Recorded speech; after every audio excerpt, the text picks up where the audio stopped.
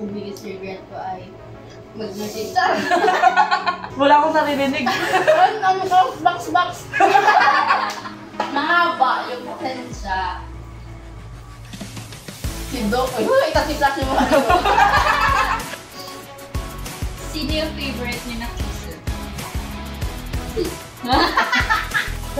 Sino?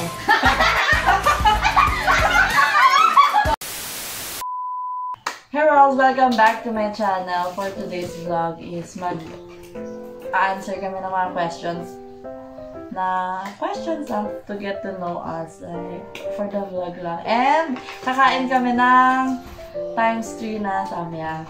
Like, hindi pa namin na-try ito. Like, lagi lang cream carbonara or anything. Pero itong times 3 wala pa. And may Napoleon din kami dito. And nag-ready din kami for our drink. Milo with milk, kasi with ice. Kasi nga, feeling namin uusok talaga itong mga bibig namin.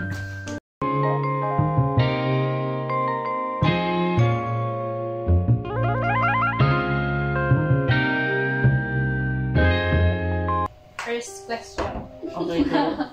What is the one thing you admire most about yourself and why? Ina-admire ko sa self ko. Sige, ikaw muna. Siguro yung yung confidence ko. Like, oo nga, hindi siya like consistent. Pero, yung confidence ko parang kahit kung sino ako, hindi ako nagpapatibag sa iba. Siguro yun yung ina-admire ko sa self ko na kahit siguro yung ibang mga tao na admire na. Tinikman niya kasi yung nalaglag. Ikaw na. Positivity. Hoy! Sige, why? Why? Bakit? Kasi nga, parang when it comes na towards the other person, yung positivity ko nag-enlighten ng mood ng iba. Tama. Sa akin naman, na I don't hold grudges. Oh. Amen.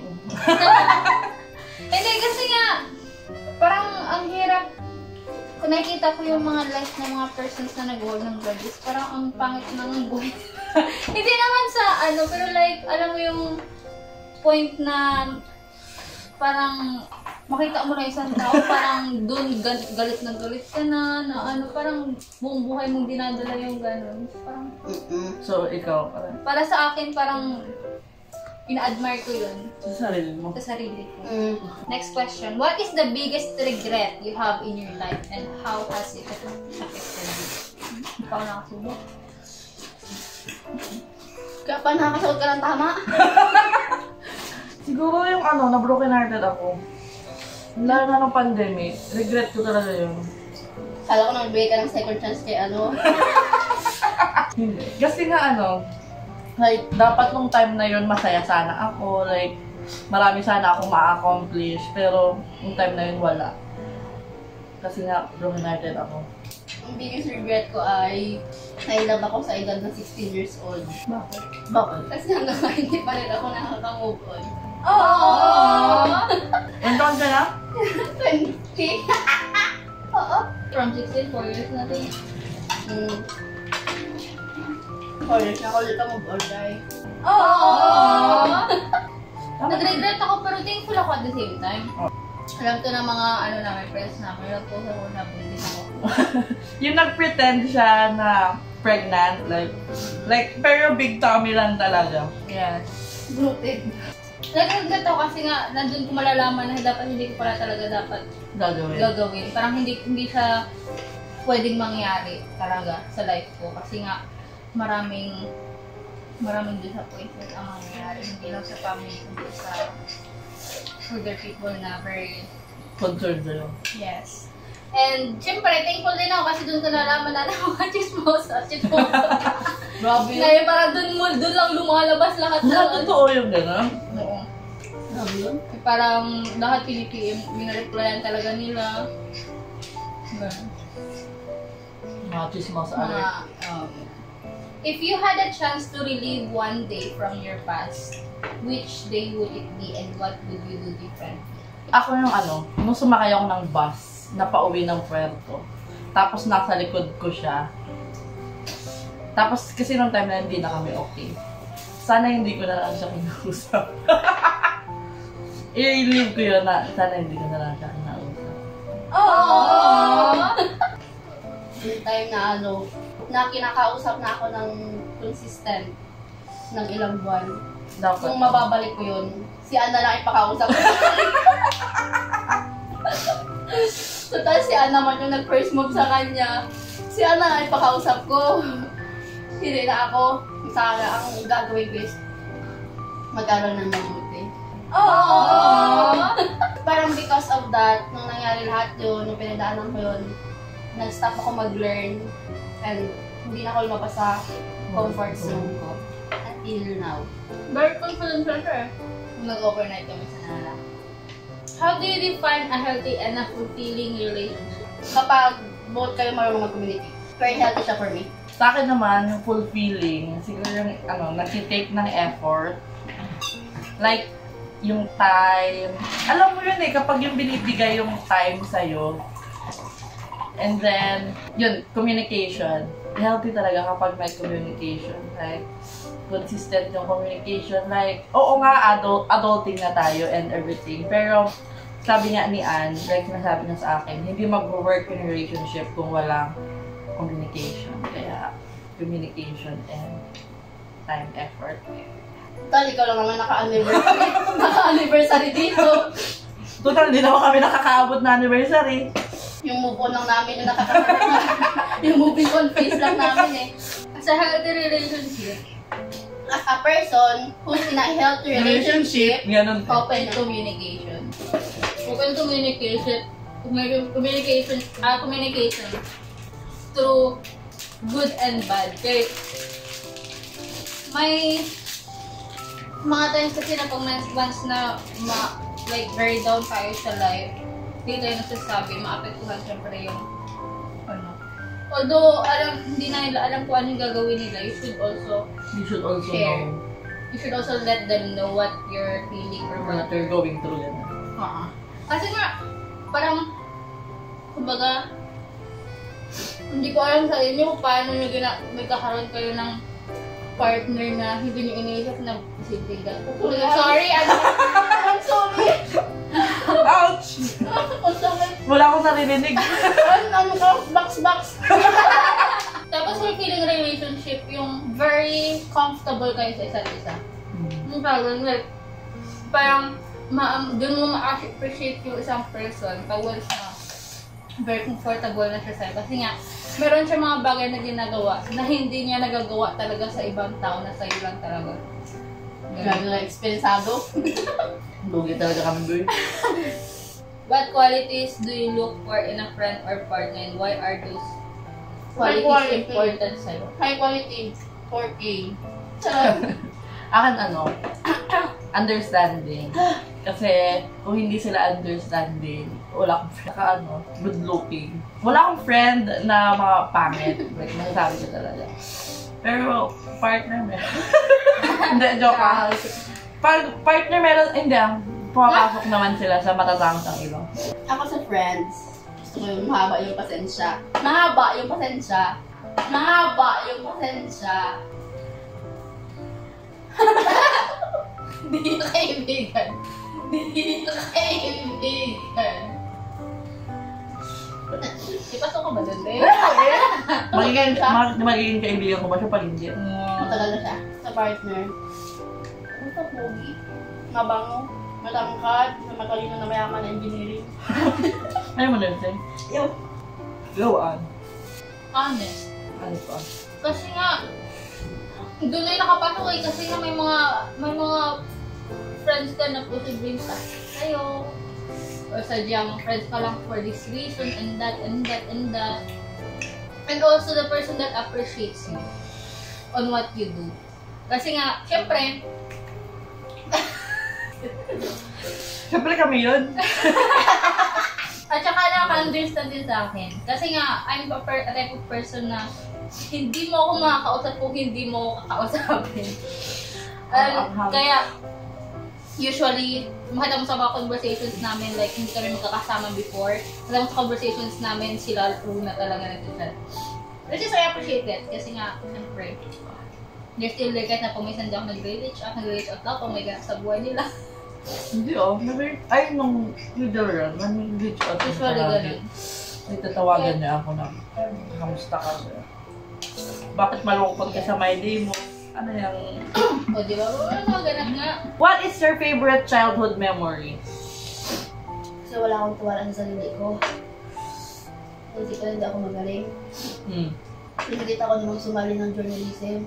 Kasi may nakita siyang potential. As a feature writer, unang lapag ko, nakasama ako sa top 7. Wow!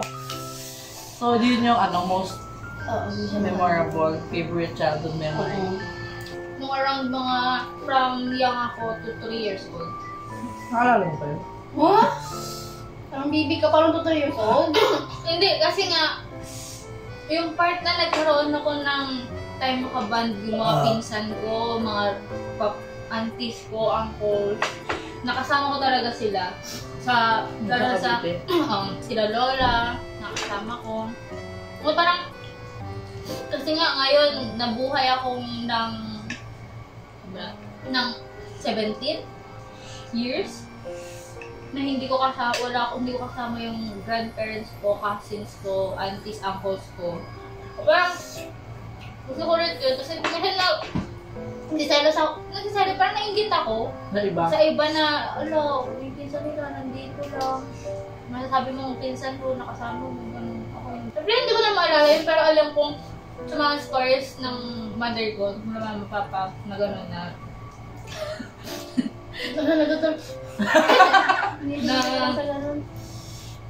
Na gano'n niya, na iniwan nila ako dun kila lola. Na paminsan pupunta kami sa bahay ng aunties ko, naglalaro kami ng mga pinsan ko. Ay, hindi ko na sila close. Alam, hindi wala kami communication sa doon, walang ganyan. Pag nung nag-visit nga ako ng grade 9 ako, daw ang awkward ng dati kasi hindi kami talaga nagsama. Tama. So, yeah. Yun yung favorite childhood memory. Yes. Siguro sa akin yung nung nakatira kami sa Santa Lourdes, like, hindi naman, medyo gubat siya. Hindi siya gubat, like, alam mo yung maraming trees, gano'n. Tapos, siguro mga around 3 to 4 years old. Like, may, di ba noon, lang, yung phone na Nokia, may ganong phone sila inay. And then, nag-take siya ng photos, mga pictures namin together, like, gano'n kaming apat, si ate ako, si Jave, tas si inay. Like, ang saya lang, kasi nga wala ka pang problema ng mga panahon na yun. What is the most valuable lesson you've learned from a difficult experience? Never go back to what broke you. Wow, ang lalim ito Halatang may binaon talaga. Pero balik ako bukas. I can never conclude anything unless pina-feel sa'yo or hindi pag-vocal kasi kulang pag-vocal dapat pina-feel actions talaga. Huwag ako mag-stuck sa isang bagay na dapat hindi ako mag-stuck doon. Parang hindi dapat ma-stuck sa isang bagay situation na kung nasaan ka, kung anong experience mo. Move forward. You need to move forward. What is one thing you wish more people knew or understand about you? That I am a sensitive person. Na fragile ako. Yun. Yun.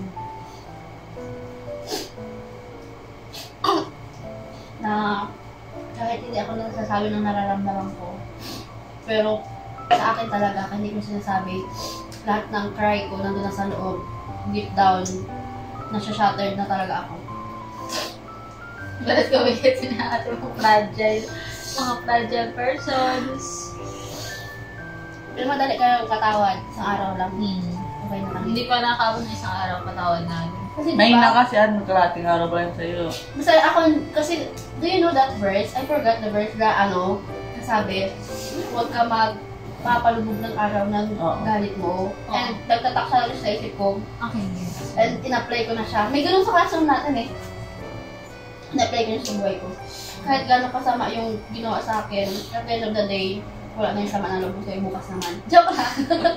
Dapat may matapos yung araw na Hindi na okay yung Kasi, ang bigat kaya. Mabigat talaga. Tapos pag sobrang bigat, pag hindi siya nawala na isang araw, pinapag-pray ko na lang. Wow! Super cheerful! Na ano, na kahit ganito ako, I really care about the people I care. Like, I really care to those person around me. Alam ko man yun. Di ba? Ibang tao. Ibang tao nga pa. Sorry. Like, kahit ano ako, kahit ano, straightforward ako, ganun. Kahit alam kong makakasakit ako, sana alam nila Kailangan nyo ng ganong kaibigan, guys. na I really care about them. If you could have a conversation with your future self, what advice do you think they would give you? Hindi na ako makaabot. Joke lang. Continue striving. True. Kasi magiging worth it lahat. Sa future niya yun iba naman. Nakiki-future kasi. Siguro sa akin, yung sasabihin sa akin ng future self ko na ngayon lang yan yung hirap. Pagdating ng araw, lahat ng gusto mo, lahat ng gusto mong ma-achieve, na-achieve mo na. Ma-achieve mo. And, feeling ko, sasabihin niya sa akin na huwag ako mag-stop magmahal ng mga tao. Kasi na darating din yung perfect time, perfect person na pinag-pray mo. Sabi ko ngayon na don't look down on yourself kasi nga alam ko na may kaya kong gawin and may makakaya and may mararating ka sa buhay and Nag-iiyak niya, hindi na ako. Parang totoo na rin Hindi na tayo yung talas anghang ko, no? Para kunwari anghang lang. Pati and pogi yung mapapakasama. Dagdag. Do your best and God will do the rest. Wow, grabe Grabe talaga mga anak ng pastor. What's the one thing you secretly admire about me but would never dare tell me out loud? Sa sarili mo, ikaw? Oo, una sa akin. Tapos ano yung sa, Oh, sige. Nag-isa nga tayo. Secret nga ba't bibigay? Yun na nga Honest is best friend's policy. Grabe ka lang si Wildo! Honest is best friend's policy. Akin hindi ko alam kung na-out loud ko na sa kanya. Na yung gustong-gusto ko yung pag kino-confront niya ako. Like, yung ibang persons kasi hindi yun sinasabi. Like, nagagalit na lang sila. Pero siya, sabihin niya sa akin na, G, hindi ko nagustuhan yung ginawa mo. Huwag mo na ulitin. Parang, dapat, sana madami pang ganito tao. Bakit yan? Dati, na-admire ko yung buong pagkatao ni Ann. Kasi niya talaga. kasi wala siyang katulad. You think you're?